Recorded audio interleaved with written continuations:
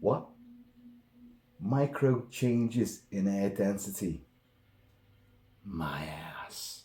Hey folks, Kilt-Man here, Kilt-Man at Shore Services. How are you all? I hope you're doing very, very well.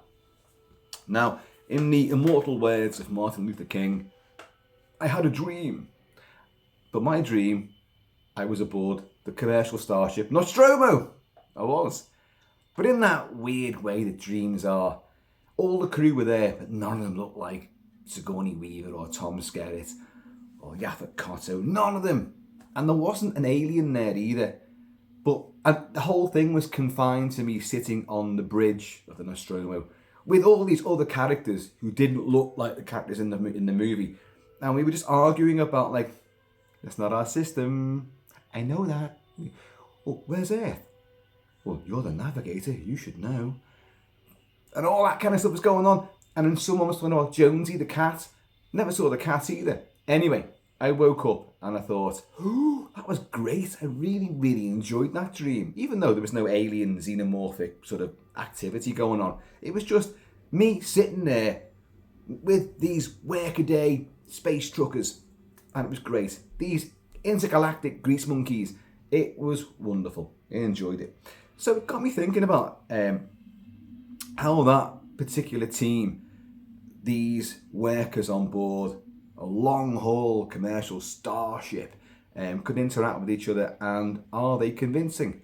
Now, and it ties in because I did a video on Arnie's team in Predator. Could that team of commandos, General, be a rescue team, not assassins? No, you're assassins. There's no two ways about it. You kill everybody and everything in your path. You are assassins. And I did a video on the Colonial Marines from Aliens and how genuine that come across in real life sort of terms. And I think both teams come out pretty well. So I just thought, I'll do a little video on Alien and how the crew of the Nostromo actually work as a team or don't work as a team. I've discussed the film Alien, 1979, Ridley Scott. Yeah, no introduction necessary. Many, many times. And I do find that it's a film which, we always like to say this, like, every time you watch it, you see something new. You do see something new in Alien. And sometimes you don't see it, but you feel a much broader picture about the whole world, well, the cosmos, the environment, Weyland-Yutani, the whole caboodle.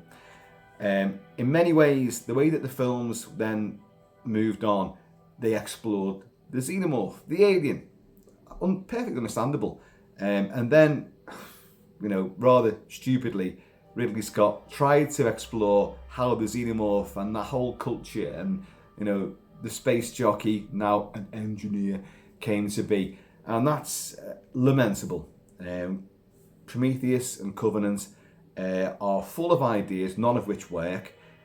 Visually superb, but got lots of enjoyable moments. I'm not a hater on either of these two films, although I may have said that in the past, but I'm not really. But I think, Ridley, keep your hands off your old property. Just don't go near it again. You fogged everything. But there is a concept. Before I get onto the characters and how the team works, because if I don't do this now, I will forget as the course of this video goes on. I love the idea of these space truckers. They go out to the Solomons. Where's that? The Solomons? I don't know. And hauling, well, they're in this commercial starship, the Nostromo. Off they go. Clearly, there's a mining colony way, way distant from Earth. So far away that you've got to go into hypersleep to get there because it's such a long journey. And then this Gothic cathedral-like refinery will be filled with mineral ore and whatever hell else they're mining to be fastened onto the Nostromo, the little tug ship, and be brought back across the vastless tracts of space back to Earth. But it's genius. It's just genius. But it got me thinking that how can that society, how can that routine genuinely exist? Now, so you've got to think about this. A long space journey. You've got a crew which obviously, they're going to prep the ship, they're going to look after the ship, they're going to maintain the ship with the aid of Mother, of course, who runs the ship while they're asleep. They're bobos. A big deep space bobos. And so they prep it and off they go. Then they go into the chambers, the sleep chambers and winky poos. And then they wake up again when they get to their destination and obviously buckle up with the big refinery and bring it back, and then only they sleep for that journey back. And when they get back to Earth, then they're woken up, and then obviously I'd love to know how that is distributed back to Earth. Is it a great big source of, again, another refinery sort of station in orbit around Earth that you go and saddle this big cathedral-like structure to, and then they siphon it all off, and then in little drop ships or, I don't know, great big tubes of whatever, send it down to Earth. I don't know. But I love this concept, but it throws up a lot of different ideas which are not addressed. Now, I know there's many alien forums and fan sites, and there's many books and video games and all of the movies. And I've read a lot of this, I've seen a lot of things, and but I don't know how the Earth society genuinely exists. And it's interesting because if you sign up for one of these flights and off you go for a hell of a long time, that's why they're not using warp speed like Star Trek. So it's through space. It'll take a long time. So they go to sleep, obviously. And only in the case of an emergency or certain conditions arise, they have a distress call. You're just, in the land of Nod until you've got to do your job, and then you sleep again and come back. But in that time, in the space of your big journey, Earth has moved on quite a bit. While you've barely aged at all, Earth has moved on. They don't really say how long they're out there for, but it clearly must be a long time. And we know that these vast distances, it's going to take a long time. So not only are the crew members' families going to age and die and things change, but society itself, technology back on Earth will change as well. Now, anyone who does voyages across the sea or plane long haul flights, you've got to have a bit of downtime. You've got to reacclimatize. So they do that journey out there. They probably have a little rest while they're there at this whatever outpost it might be. Then they come all the way back, wake up, dock, land, however they do it, and they will obviously have a bit of downtime again. But could they then visit Earth? Because Earth will have changed quite a bit. How do they reconcile that? Do they have a huge sort of Logan's Run style pleasure dome for these folks to come back and just relax in? And then if they want to sign off, then they must be rehabilitated into the new society. Well, not rehabilitated, but re-educated into the way things are now, because things may have changed. Politics may have changed. Wars may have took place. Who knows? Because they don't bloody know, do they? They're asleep. But it is a fascinating thing. And I do long to think that this sort of thing will be possible in the long distant future. I mean, they'll still be wearing, Nike, footwear, even on the 23rd century or whatever the hell it is like. But I do find it fascinating. How would you do it? Would the crew have families of their own? How could you take a partner and have children and then off you go? And you're gone for a good number of years. Now, I know in Aliens we do sort of, they do cover this a little bit, but this concept only works for the story of Aliens. It doesn't work for Alien or the overall spectrum of this. And that's that Sigourney Weaver's character, Warrant Officer Ripley, whilst after all the events of the first film, Alien, which we're going to discuss, obviously, in due course, but she's adrift in the Narcissus, this little thing, the shuttle, after having destroyed the first Alien. And she's picked up by the network and brought back to the company. But in the ensuing, 57 years, her daughter has died. Well, that concept only works in Aliens because they need to give her grief of having lost her daughter, who she barely ever knew because she's been in space for most of the time of the daughter's life. Then she meets Newt, Carrie Hen, from Harper's, whatever it's called, Colony, and Harper's Outpost, Harper's Town, whatever it's fucking called in Aliens. And she's the only survivor there. So, apart from the poor girl who's cocooned, down in, sub-basement 3 and all that, like, we've got a live one. Yeah. Now, that concept of having lost a daughter, but then regaining a daughter who's lost her parents and everyone else, that works in the context of the story of Aliens. And that, it's beautiful, it's poetic, it's perfect. But it's not what is set up in Alien. Because I don't think that the crew on board the Nostromo or any other tug ship going anywhere else in the galaxy is going to have a family of their own. Because it just couldn't work. You'd be gone for so long. It wouldn't happen. Now, who are the people that would actually get on board one of these ships? To my mind, they're going to be specialists and loners. They're all going to be loners. Even though they are a group of people who've got to work together on board this ship, overcome whatever disaster, which may befall them, whatever conditions arise, they've got to work together as a team. And they've got to be able to function, right, you're the navigator, you're the warrant officer, you're the XO, which is Kane, executive officer, Captain Dallas, you've got Ash, science division, doctor, robot, and you've got the mechanics, you've got Brett and Parker. And so that's a perfect team. You would have a science officer, a medical sort of guy. You would have him. You would have a captain. You would have a warrant officer. You would have an XO, Kane. You would definitely have someone like that. You would have a navigator. They would all be skilled in navigation, and I believe that does come across in the movie, that they all have, where's Earth? Well, you should know. You're the navigator. And like, you've got Ripley chiming in when they first get awoken by Mother with the distress call. And she's going like, that's not our system. And Lambert, the navigator's going like, I know that. You've got this sort of, they all know bits about each other's job. They would have to do that. And I do believe that comes across in the movie with all their performances. Ridley Scott masters the ensemble. And he does it in such a way which he's never replicated since. You may argue with that.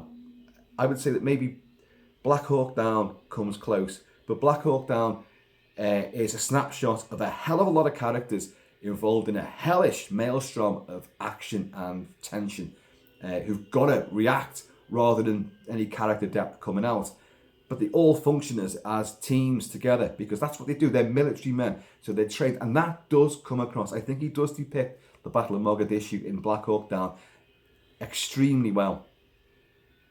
But I think, even though this Alien was only his second movie after The Duelists, and he's a commercial, pop videos, he's a very visual director. Ridley Scott, working from the story by Ron Shusett and Dan O'Bannon, did a bit of genius by getting a relatively unknown cast. I mean, they were all recognised talents, but not by us, the audience. And he allowed them to speak with stutters, stammers, choked back tears, talking over each other, losing their cool, gasping. It's not clearly structured. Here's my line. Now it's your your line, your reply, my delivery. Now I react to you. It's not like that. It's not like a big sort of what's the word I'm looking for? Sort of snazzy, zip quack, zip crack away sort of dialogue and repartee. It's done very realistically, very matter of fact, and I just completely gave you a good example of that. Saying the wrong words, talking over yourself, choking back, stuttering, trying to correct yourself. That's what they all do in this movie. And it comes across superbly. I don't think anyone had really witnessed that in a genre film of its kind until Alien. Now, in the 70s, you had many, many movies, thrillers, dramas, where people were just bicker bantering back and forth. And it was very sort of, I don't know, downplayed, but realistic sort of dialogue, realistic banter, realistic interactions. Alien very definitely zeroes in on that and captures it perfectly. Now, so if you just dropped yourself into that environment, like in my dream, I apparently seem to have done so. I don't know who I was, what I was meant to be there. The crew's Kilt-Man, the mascot, I don't know what I was doing there. Not a lot arguing, I think, primarily. Where's the whiskey? And to answer that, it's here. You knew that all along though, didn't you? You're continuing good health, folks. So they're very believable as a team. So in their dialogue. Now let's look at them as who they are. Tom Skerritt as Captain Dallas. He's wonderful. He's also an edgy sort of character. I don't get the feeling that he's massively loved by most of the crew. I don't believe that. I think he can irritate people. I think he can rub people up the wrong way. He might try to have a laugh, but he's not the sort of friendly face that is brought across by the likes of Kane. John Hurt playing Kane, the executive officer. But Thomas Skerritt works it really well. Now, you look at how it's so matter of fact the way he delivers his lines. They're having their breakfast, and the bonus situation is being discussed and all this kind of stuff, But, mother calls it, it's my eyes only. Off he goes. And then you have the other sort of discussion. Mother's set to wake us up when certain conditions arise. They have now got to investigate this distress call. What? And Parker's like, well, hang on, it's time to go over that. They've already discussed the share situation. And I'll come on to how this really works, the share situation. And do we get a bonus for this? And you got Ash then. Ash, science officer Ash, robot. I'm going to say right here and now, for the purposes of discussing the team, the characters, and the work that they do and how they fit together, we are not going to talk about him being a robot. He's only revealed as a robot in the sort of beginning of the final third of the movie. So, it's from that up until that point, we see him as a very sort of arrogant, aloof, very educated, but he hasn't got a lot of patience with certain people. And again, if that was a human character, it's believable. So you've got Parker and Brett arguing about, well, hang on, if we're going to go and do this is not where we contracted for this, I don't know, well, if we're going to talk about a bonus situation, and then Ash comes in with quoting the manual, we've got to do this, blah, blah, blah, blah, blah, blah, otherwise total forfeiture of shares, no money. Okay, we're going to do this then, baby, go on, says Yappa, can't say it was Parker. So, Thomas Skerritt is Dallas. When the shit hits the fan, he argues with Warrant Officer Ripley. I forgot what their grade was then. And Sigourney Weaver is, absolutely magnificent in this role, as they all are. She, again, is not the hero, the heroine of the piece. She's forced into that by circumstances. So she's not written as the hero. She's not even written as a woman. She's written as a character. Now, we know that initially there was in one of the scripts, one of the earlier drafts, they were meant to be lovers, Dallas and Ripley. I'm so glad that didn't happen, because the idea of Kane's body being jettisoned and a little tender love scene in a little sort of an observation bubble to look at the cosmos, and they're sitting there about to get it on, and Kane's space sarcophagus floats by. That's just rubbish. No, eerie but fucking stupid. He got blasted out at high speed. He's just tumbling through the universe on an endless fucking circuit. So I'm glad he ditched that. But also, I think you do see glimmers of an attachment there. They do have a little discussion when the facehugger comes down. Oh, by the way, there was someone who was meant to be making a guest appearance. 1 second. Oh.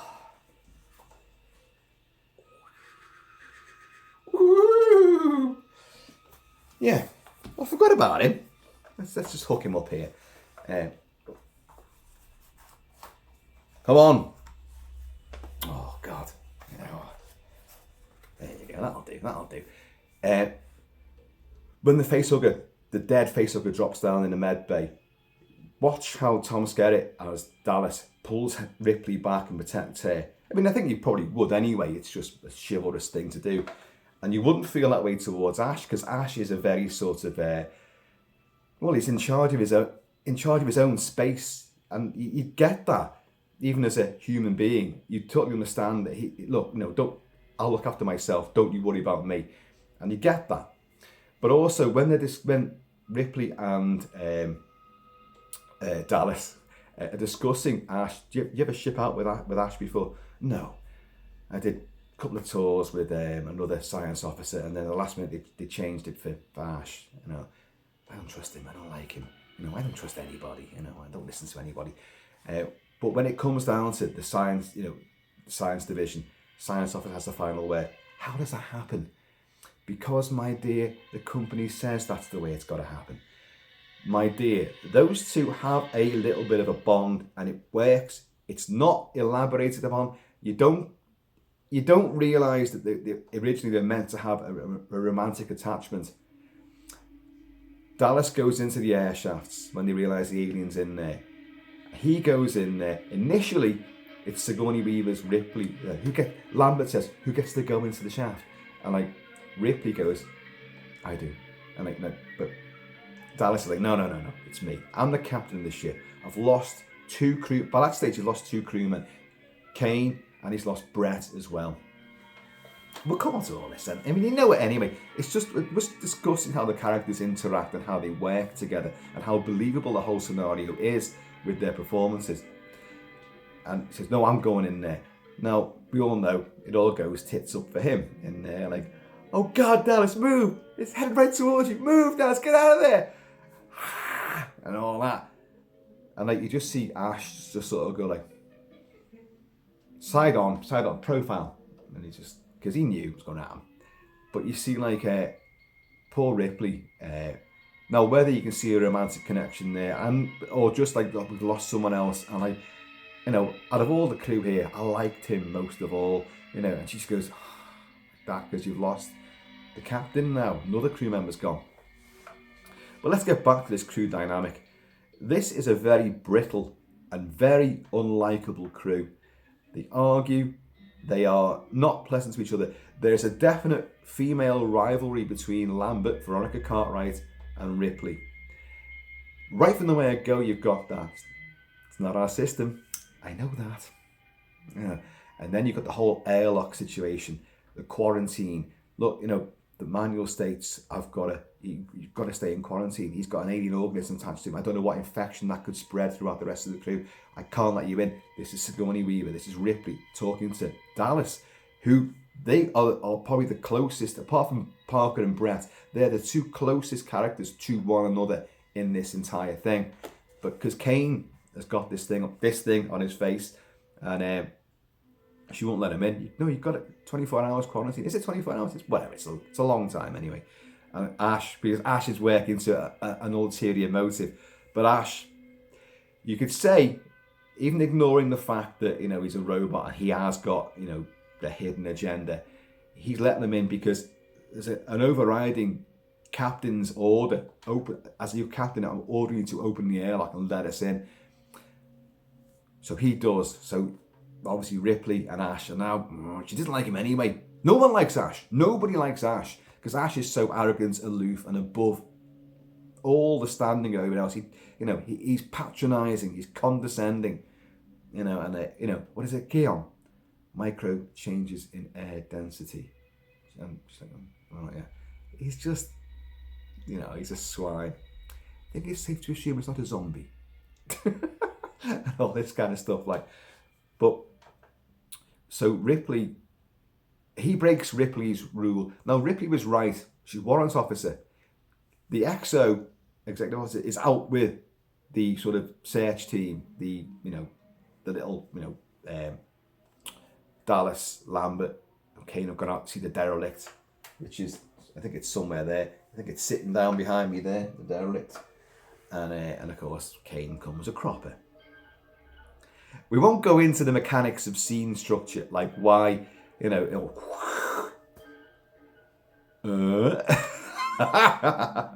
won't go into that. It's Alien is a film of jump out, boo, scares. It's a ghost house in space. We've got that. But what cements it is these characters. If you didn't believe in these characters, then the stupid things that they often regularly do. Let's go into a big dark room and just shout out that I'm here. If any big 8-foot tall alien bastard like with an inner mouth, you've got to expect those mechanics. And by and large, they work as well. But they work as well because of the visual superbness, the completely original qualities of the alien itself, the whole mystery surrounding what the hell is it doing? Why is it doing it? What's it going to do next? It's changing all the time. But the dynamic of the characters themselves is what propels it. Again, this is what I'm talking about, how that anchors the story and makes you return to it again and again and again. So when Kane is in the med lab and he's got, what's he got on his face? What's he got down his throat? Oh, what is this fucking thing? I'm like, I'm going to remove one of its digitals. You're going to do what? Finger. Ripley comes down. All the rest of the crew are outside and they're all looking in through the window. Why don't you guys just freeze him? Says Parker. We've got to go back to bed. Let's just go home. You guys just freeze him. Ripley comes down. How's Kane? Any change?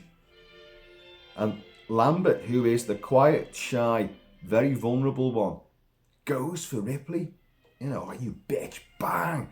Goes for it. It has to be pulled away from her. Because, you're going to leave us out there. Because she was part of that sort of search team. You're going to leave us out there. And this rivalry between those two is again a very believable sort of device. Because any closed group like that, you're going to have, I'm not saying, is there sort of one-upmanship or one-up-womanship between Ripley and Lambert? They're surrounded by fellas and they want to be, do they view themselves as like that? In some of the treatments and some of the novelizations, there is talk of, they do have, because they know it's such a long flight, the company recognises they've got to have a sexual partner. And although it's really not elaborated on too much, and it certainly doesn't come across in the movie, but given that sort of structure and the journey these people are going on, and the way away from home for so long, and they're only human, not you, Ash, not you, but they've got to have, sort of sexual magnetism, and people have certain needs. So they were meant to almost, I think one concept had a rota system, like, you will swap around. What a way to be. But you've got 2 women and 5 blokes. So there's going to be some sort of, spikiness. I'm better looking than you, and I'm friendly with you. I think the one guy who gets on with everybody, although and the thing is, you don't really get to see too much of that interaction, is John Hurt as Kane. Yeah, so Kane is a likeable guy. He's got a very dry and subtle and understated sense of humour. Walking distance. Who gets to go out? You two, Lambert. Swell. It's fucking hell. You're the navigator. You're going to get us to that derelict. You're the navigator. But Kane seems to have, he's in the affections of everybody, well, except for Ash, obviously. But Ash does, he does feign concern for him. I've seen this before, watch out, and this is serious, when he's convulsing. But even likes of Parker, come on, come on, this shit ain't that bad. And they're laughing and joking. You'll come to see him. And even Brett, who doesn't say a great deal until he gets it, he's shouting out for Jonesy and searching for the cat. Come on, it's this kiddie crap. It's like, so Kane, the thing's fallen off him and they think he's okay. Well, someone amongst them knows he's not okay. And so where are we? well, we're right here. We're heading back to Earth, back to the old freezerinos, says Brett. Oh, no, I've got to eat something. I'm starving. Okay, one more meal before bed. I'm buying, says Dallas. What do you mean you're buying? I don't really get that one, actually, because no one's buying the bloody food, are they? It's served up. I'm buying. Hey, okay, well, and Parker, like, well, count me in. I don't really get that. I know there's probably some kind of, like, I don't know, joke in there, but it kind of, for me, it doesn't really work. The only occasion where it doesn't work, I think. But, so Parker clearly has affection, but Brett does as well. Now, let's go. Parker and Brett. Jesus. These two literally are the cement which glues together the Nostromo. Without them, that ship doesn't run, doesn't work. The other guys can point it in the right direction and find the right system to go to, but these guys keep it running. Only when they're asleep does Mother take over, but they're the ones, anything goes wrong, a screw comes loose, there's a leak somewhere, blow a gasket, they're the ones who do it.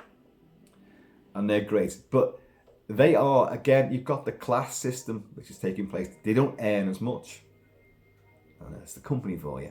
Working for the man, the Weyland-Yutani man. And so they're always like, well, we don't get paid as much as you, but we fucking do all the work down here. But they clearly do. They are shysters at the same time as well. When Ripley goes down there, I know they've had the crash landing on the barren planetoid, which we will learn is LV-426, or Acheron, as it's called as well in certain versions. They're trying to fix everything down there. Well, it's going to take us a while and he's the steam coming out. And she's going like, if you need anything else, this is Ripley. You need anything else from me? I'll be on the bridge. What? What was that like? Yeah. You need anything else? Fuck off, says Sigourney Weaver. And he's going, what was that? What was that, Rick? Shh. Lets the steam come out again. Because they're milking time. They're milking their efforts. They think that no one can really tell how long it takes to do that job. I know someone that, car mechanics. That's what they are. You go in and there's nothing wrong with your car. There's just a little sort of buzzing noise or a little clanking noise. All right, that's shit. Now, this is because I know nothing about cars, but I do know how these mechanics operate. And they go, oh, that's serious. And they come out with a fucking gobbledygook. Car's going to be for 3 days. Sorry, it's going to cost you like 800 English pounds or even more, And you're like, what? Because it's just kidology. I was talking to a guy the other day and he said like something, his car, he's got a lot of electronics on his dashboard and all that. And he said something was winking out all the time. I took it in and the guy quoted me, I don't know, £1,500 to fix it. And he was like, are you kidding me? So he went on to YouTube, put in the make, model of his car, the age of it, everything like that. And there was a tutorial. He said, take this off. You've got a motherboard, there's mother for you again. There's a motherboard in there, and it showed him how to do it, fix it himself, what part to get, what little tiny part. It was cost about £2, £2 to get it. And he said, I'm pretty handy, I knew what I was doing. I put it in, screwed it back down, put it back in, put the dashboard cover back on, bingo, it worked. It cost him £2 when it would have cost him £1,500. So this is what Parker and Brett are doing. Now they're not charging the other crew members, but they can make their job. In their mindset, they're thinking, the more we make ourselves important, the more we've got a chance of getting a bigger bonus and a bigger share in the profits. So I get that. That's genuine, and their camaraderie, their banter between each other. What comes across in the movie is that these guys either don't know each other too well, like Ash and everybody else, or have worked together a couple of times before, and you don't know how long they're actually in each other's company. Yes, it's a long flight, but most of it's spent asleep in the hypersleep chambers. So you're not interacting then, are you? But there's enough stuff of getting on board the ship, prepping it, right, off you go, flight patterns and all the coordinates and orders and commands and instructions, off we go, then bed. Then you wake up and you do the job there, get that big refinery bolted on, off you go again. So there's enough sort of banter, enough sort of interaction that they've had where they know each other, and they are ratty, and they are acerbic. They all get on each other's nerves. That's totally genuine. They're not like, this sort of glitzy crew. They're not like the Enterprise, where everyone kind of gets on with everybody else. Unless you're wearing a red shirt, because you're fucking expendable then, aren't you? Don't get to know any of them, because they won't last long. Simple as. But it's all nicey, unless the particular story's drama revolves around some kind of, antagonism. But in Alien, the crew of the Nostromo act, sound, perform, look exactly like a real life team of people that do that job day in, day out. That's how it works. Space truckers, that's what they are. It's brilliant, and it works a treat, and it's a joy to watch them. As I was getting at before, Sigourney Weaver is not the hero. Circumstances, because people, the crew are getting cut down one by one, and she's got to do something, because she is proactive. She goes by the book most of the time, but when that goes wrong, well, we've lost Dallas now. I'm next in chain of command. I've got access to Mother now. I'll get my own answers, thank you, she says to Ash. So you understand that, and well, let's take the shuttle. Let's take the Narcissus. No, Lambert. In a lovely, delicate moment, Sigourney Weaver said, "No, Lambert, shuttle only takes 3. Well, why don't we draw straws then? In a bit of a Hudson moment there. Why don't we draw straws? When you put air in charge." And Boggs, I'm not putting any goddamn straws. I'm off for killing that goddamn thing right now. You've got another bit I was going to talk about was Parker again. Parker is volatile. He's big. Yaphet Kotto, great actor, great character actor, and Shakespearean actor as well. And Mr. Big in Live and Let Die. Very big, because he gets imploded, he expands and then explodes. But like the Nostromo itself and the refinery, kablooey. You've lost Kane, and the little chest burst that has gone off. So they've got the little motion trackers, which Brett and Parker rigged these together. You've got, Ash has been involved in the motion tracker, micro changes in air density, and you've got the cattle prod. It's just, won't hurt the little bastard, but it will give him some incentive, says Brett, Harry Dean Stanton. So he's devised that. Yaphet Kotto, Parker, can you rig up some incinerator units? Rig up some incinerator units? What have you got on board that's going to make a flamethrower? Well, it's irrelevant. It shows you in a very matter-of-fact way. Like Parker, yeah, I'm on it, yeah. He can make homemade flamethrower units. He's a mechanic, he's an engineer. He can do these things. But when they're looking for the little chest burster, Dallas says tellingly to Parker, and Parker, I want no heroics from you. What does that tell you? I want no heroics from you. Dallas knows what he's like. Parker can be, he will act before thinking. You look when the chest burster comes out and he picks up the knife and he's going to do that. And Ash is like, don't touch it. But Parker's the one who's going to go in there and try and kill this thing right away. What incidents have those guys been on before? Because it isn't just like bicker banter around the canteen, table. That Parker comes across as a guy that's going to be, look, if anyone's going to be proactive and, get involved, it's going to be you. Just bicker banter doesn't bring that across. You've got to witness someone doing it and know, shit, he's the captain, so you've got to know his crew inside out. And Parker, I want no heroics from you. But it's a weird way. Look, you've just lost a man. You've got an alien creature, which at that time is only meant to be small, on board. I want no heroics from you. Really? Really, I think you do. I think what Dallas is doing there, he's reminding everybody that look, Parker's on board here. Parker, if the shit hits the fan, which we all know it's going to, if the shit hits the fan, he's the guy. I want no heroics from you. In other words, he's saying, yeah, Parker, I'm reminding you, we're counting on you. But as a captain, I've got to say this. I think it's a lovely. There's an undercurrent to that sort of line, which perfectly embodies this relationship and how everyone knows everybody else. Nobody likes anybody else. That part, they all like Kane. As I said before, Kane is done in far too quickly. But they all have a tremendous amount of respect for him. They do like him. They do bond with him. Kane volunteers to go out to go and find the source of the distress signal. And no one queries that. But, what he goes through, no one stops him from going down into the big egg chamber. He's the more adventurous sort of character. And yet it's downplayed. Ridley Scott and the screenplay make sure that this is all downplayed. He's not the big gung-ho, action man. He's not like that. He's a normal guy. But he's the one that will, look, oh, I'll do it. Again, in that matter-of-fact dialogue, I'll go down there, whatever. It's just so understated, which is a beauty and a bliss to experience when you're watching this film.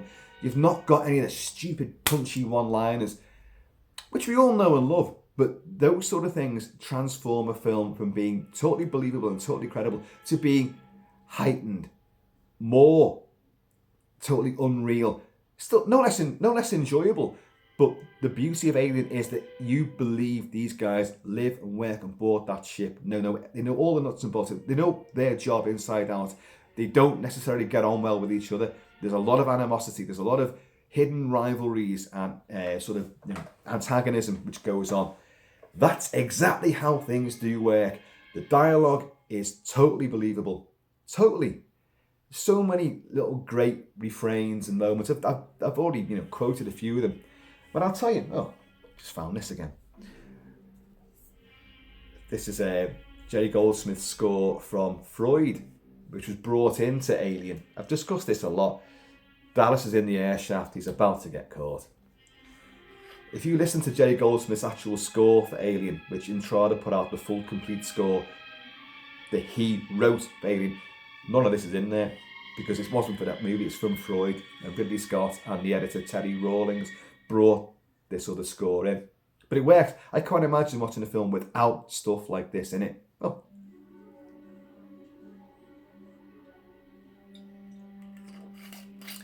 There is a beautiful, beautiful line which haunts me from the early part of this movie.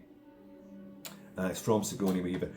Now, it's perfect. What happens is it's bookended by her final, this is Warrant Officer Ripley, last surviving member of Nostromo, at the end, and her voice becomes a ghostly, ethereal, interstellar voice. But right at the start of the movie, when they're awoken, and they think they're going back to Earth, and they're trying to work out, well, that's not our system. I know that, got all that, and Kane's going scan, Ripley, contact air traffic control, which is fantastic. So you cut to an external shot of this floating gothic, incredible superstructure in the inky blackness of space, just drifting, and you hear Sigourney Weaver, Ripley's voice. This is Commercial Starship Nostromo, out of the Solomons, registration, and it's kind of garbled registration, blah blah blah blah blah blah, blah calling air traffic control Antarctica, and then she repeats it again. That little piece there really dislocates me when I watch the film. It takes me genuinely into outer space and the absolute inky isolation and solitude and loneliness. And who could help you? Antarctica. I love the way they use Antarctica.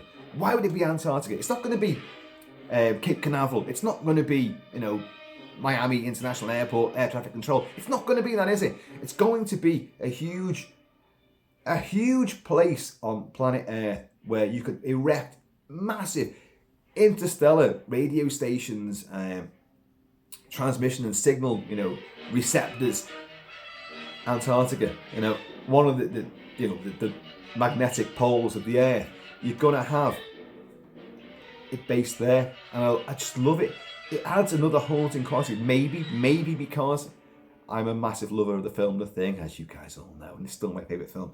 And in fact, funnily enough, whilst I was thinking about this video, I began to think about all the enormous connections and similarities that Alien has to The Thing.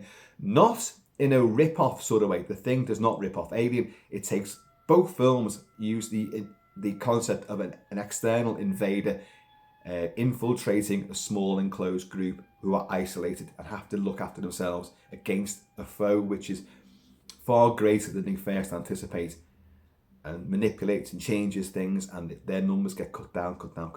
It's exactly the same sort of concept, but it's not. Alien didn't do it the first time. It's just the way it's handled which makes it unique. The Thing didn't do it the first time, but it's the way it's handled that makes it unique. But the two have a lot of similarities, which are not. John Carpenter did not copy Alien to do his movie, but it's great how certain things come about and certain situations, certain conditions arise as the company instill into Mother. And I think I'll do a video on that, because I think that'd be quite interesting to look at all the similarities, identicalness. Is that a word? It'll do for now. Between the two movies, but so Antarctica being the thing, and Antarctica being the setting of The Thing. It's just but I love that garbled voice of hers, crackling through interstellar space on this big radio transmission. It's just beautiful, What is it now? I've got it written down here. This is commercial vessel Nostromo out of the Solomons. Registration number 180924609, and it kind of echoes as well, like calling Antarctica traffic control. Do you read me? Over. And you hear it again, and then the camera cuts, and you've got other people talking, other stuff going on, but you hear the voice again. It's just. I know, folks, that probably sounds people. It's not. Everyone takes something different from movies. That's another beauty of classic films, which are. Well, not just classic films, but any film. If you find something which strikes a chord with you, that's important, that's relevant, that means a lot. Certainly to yourself, if not to everybody else. But it's always worth talking about. And I love that line. And of course, that is the opening bookend, and then you've got the closing bookend with Ripley's voice. But I find that first one more impactful. I've always said that the planet that they go on when they find the derelict is one of the most utterly alien of environments that I've seen in cinema. It still is. Looking at it nowadays, I suppose it doesn't look anywhere near as as the scale seems a lot smaller now. Nowadays you'd have huge, CGI vistas. You could have all the clouds. I mean, he did it with Prometheus, and obviously Covenant, and many other films have followed suit with alien planets and all that sort of stuff, and they look fantastic. But for a long, long time, and even now watching Alien, it's a horrible place to be. You don't want to be on that planet. It's primordial, as Ash will explain about all the mineral elements and components making it up. But it's just, you don't want to be there. It's cold, it's bleak, the sun comes up, you don't get the illumination, do you? And then when you do, all you see is that bloody thing. Ash, you seeing this? It's quite bizarre. Yeah. It's so fantastic. So, in essence, folks, the crew of the Nostromo and all those characters involved in it are all exceptionally believable. Their interactions, their dialogue, their roles are clearly defined, and they all work. They all convince in these roles. The mechanics, the navigator, the warrant officer, the executive officer, the science officer, the captain. All of this works. They all fit together, and they fit together in a much more believable way than many other films would handle it.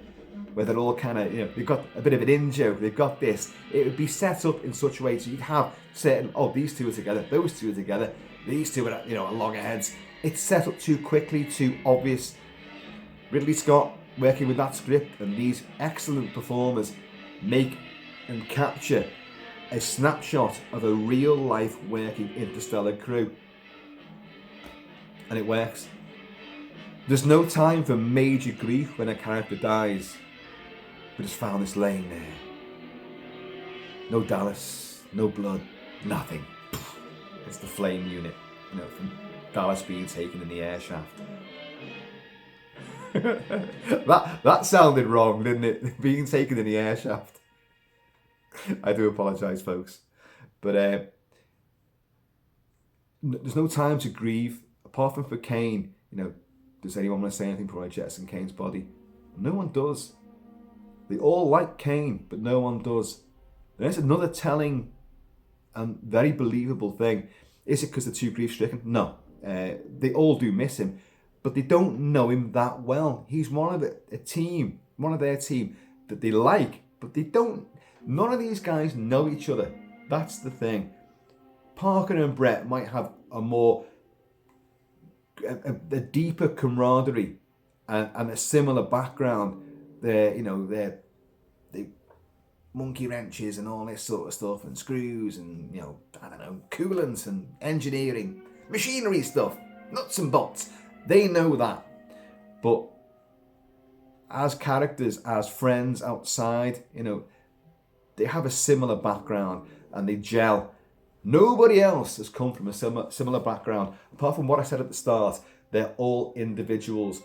Only certain specific people would ever get a job like that. They've got to be loners. But loners that can work as part of a unit to do a certain job. But you'd only have loners who would go for that kind of job.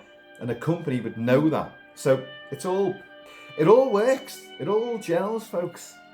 Anyway, I know this is kind of rambling, but I had a dream and I had to expand upon it. Alien is non-stop magnificence as a horror film, as an adventure film, as a sci-fi movie, as a cult classic in the making, and a cult classic decades down the line. It stood the test of time. But there's so many elements which go into making this the classic that we all revere and adore, and so many try to emulate, and all fail as well. And this is just one of the elements. I've discussed the music a lot. I've discussed the film itself a lot, the effect. I've discussed pretty much everything about this movie. But I thought I'd touch upon this. So I hope, at least, you found it slightly entertaining. And you may go back and view Alien and look for these little bits and bobs. And, to be honest, most of you will have, if you've not clocked them already and seen them, you've assimilated them, subconsciously, which is why the film still works, By contrast, Aliens has a great ensemble cast, but it's more polished. There's more sheen to it. It's more, just blockbuster type. It's not as believable in sort of a reality sort of term. Now, I discussed the Colonial Marines and how they work as a team, and that does work, but it's the characters themselves which are not quite. They're better drawn. I'll give you that. There's more dimensionality to them, but that does not make them more believable. That's not the case. And I'm not. By the way, Aliens is magnificent, and I love Aliens. So, but I'm not knocking it at all. But I'm just reinforcing just how bloody good our cast are in the first movie, and why they prove to be such an indelible, concrete aspect which anchors this movie and makes it work remorselessly, relentlessly every time you see it. Even without, backstories and three-dimensionality, you've got that. It comes across in realistic dialogue, realistic actions, sweaty people. No one looks pretty in this movie. Poor old Veronica Lambert looks bloody awful most of the time, innit? And John Hurt, as great an actor as he was, and is, these people are immortal. They're immortal. He doesn't look particularly well, but then again, you wouldn't do after the face has just come off you. No one looks pretty. No one's got that gloss, that glamour of Hollywood. They all look lived in, dishevelled. The hair doesn't look good. I mean, Sigourney Weaver can look attractive, of course she can, but she's not made to look that glamorous, really, in the movie. She's not. When she strips down to her, her underwear, she's not. I mean, it's just me. She's too tall, too statuesque. Oh God, I'm going off on a different tangent now. I was winning before, now I'm going to go off on this bloody thing. You know what I'm like, especially when I've swigged a bit of this. But my point is, no one's glamorous. They're not sexy people at all. Whereas now every other movie would strive to make them sexy and appealing in some kind of way. They'd all be too finely chiseled, toned, the hair to be immaculate. Alien doesn't do that. Alien keeps it real. Keeps it as real as it can possibly be in this bizarre environment. Anyway, I still want to know how they exist outside of it. Alien and the origin of the aliens and the engineers and all that. Fuck off. Not interested anymore. Because you cocked it up already. I don't want to know any more about that. Keep that mystery alive. That should have been the thing. But maybe expand on how the human society has evolved and how people who go for long haul flights across space can come back to an Earth which everyone you knew who employed you is probably dead by the time you got back. How does that work? They must have a limbo section where people who live outside of Earth and Earth time can come back and exist, and that must be kept in like in perpetuity, you know. I don't know. It's so many ideas. As I said before, there's not many films which have that many ideas and just keep them tantalising. Again, another reason why the film is so magnetic and draws you in every time. You sit there thinking, how? But you don't ever go, how is that can't fucking work. That's stupid. You don't think like that. You think, how do they do that? You get the impression that, oh, it does work. Everything works. The society works, the ship works, everything works. Unless you get one of them pesky bastards gets in there and fucks it all up for you. Oh, and the company, you can't trust the company. Well, that never changes. You can't trust your boss, you can't trust the company you work for, you can't trust the governments. Can't trust anyone. As Dallas does indeed sort of put across.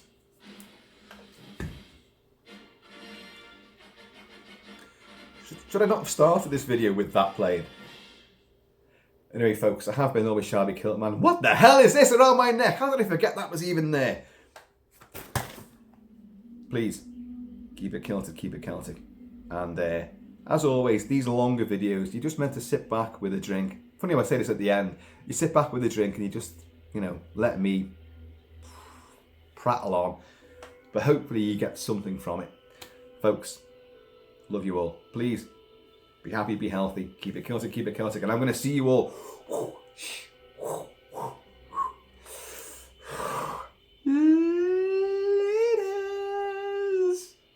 Walk in the park. When we fix something, it stays fixed, baby.